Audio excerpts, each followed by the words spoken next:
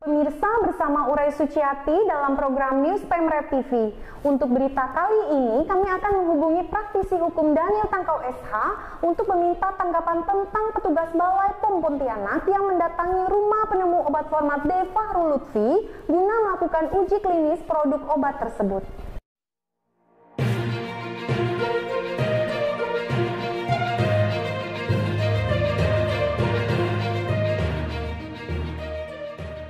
Pada Rabu pagi, petugas Balai POM Pontianak telah mendatangi kediaman Fahrul Lutfi untuk mengambil obat format D, guna dilakukan uji klinis sesuai dengan aturan.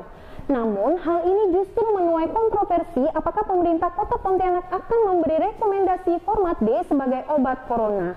Mengingat situasi saat ini dalam keadaan mendesak, karena Indonesia sedang menghadapi wabah COVID-19.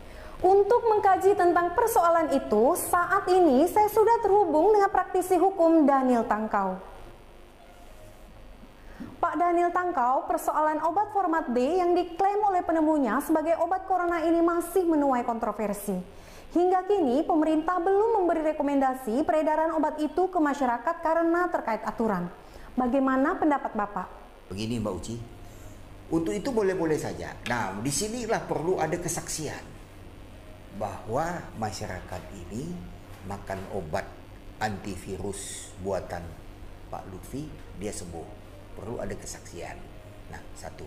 Kedua, perlu juga ada kesaksian mereka yang sudah terkontaminasi COVID-19 makan obat itu baik. Nah, itu perlu juga ada kesaksian untuk itu, bersaksi. Nah, baru obat ini akan jalan dengan baik, tapi tidak bisa terlepas dari proses izin. Nah, izin ini yang penting. Katakanlah dia benar, tapi kalau tidak ada izin repot. Ini kan udah mendunia penyakit ini. Menular kemana-mana, dari orang ke orang. Semua yang memang harus kita jaga. Kita jaga diri kita jaga keluarga kita. Nah, tapi kembali lagi kepada niat Lutfi, tentu ini baik. Ya kan? Dia tentu mempunyai niat untuk membuat obat ini kepentingan kemanusiaan. Nah, sekarang bagaimana caranya kita giring dia kepada hak untuk menguji obat ini berdasarkan undang-undang yang ada, ya kan? Bahwa farmasi punya kewenangan. Nah, farmasi mana yang mau merangkul dia ini? Farmasi mana? Ya kan? Pabrik obat mana lah, istilah kita pabrik lah tuh. Pabrik obat mana yang mau merangkul dia, dites, dicek di lab obat ini ternyata benar. Atau mungkin ada yang sakit, ya silakan makan obat itu. Nah, itu. Jadi perlu ada uji obat namanya. Kalau dijual begitu aja, ya memang salah karena dia tidak punya izin untuk jual. Itu. Karena kalau begini, mungkin ini saya tidak tahu ini jenis obat tradisional atau herbal atau obat apa, kita tidak tahu. Diracik pakai apapun kita tidak tahu. Tinggal perlu ada pembuktian. Nah, kemudian setelah obat itu jadi, farmasi mengeluarkan, tentu diserahkan kepada apotek. Apoteklah yang berwenang menyalurkan obat itu berdasarkan Permenkes nomor 9 tahun 2017. Apotek.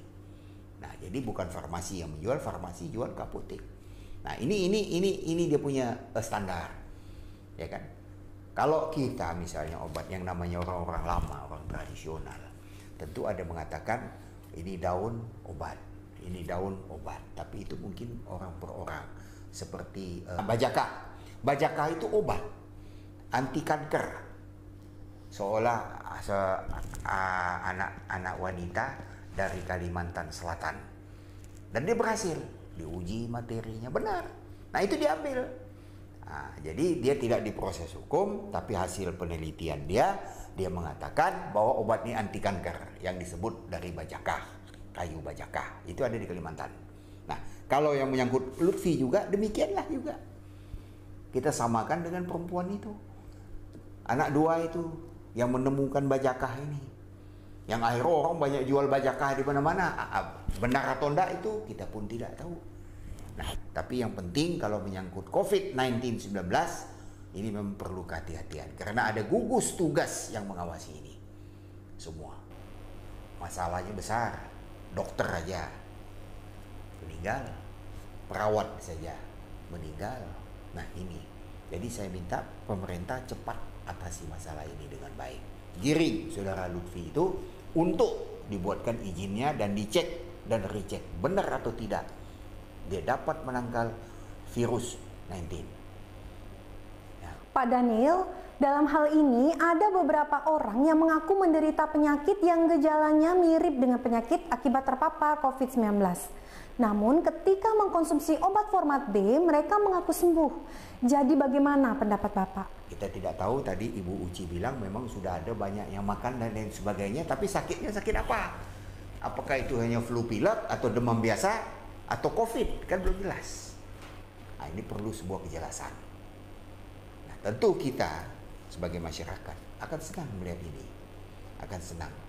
Nah, tapi kalau ini memang sebuah kekeliruan Lutfi, tentu dengan adanya langkah yang diambil oleh BP POM Provinsi Kalimantan Barat, ya tentu ini obat ini tak bisa beredar lagi, baik dari Lutfi ke orang per orang, nggak bisa, harus segera dicegah. Nah, saran saya pencegahan ini proses lah secara benar, dalam arti kata bawa ke farmasi untuk dicek. Itu. Baik, terima kasih Pak Daniel atas tanggapannya.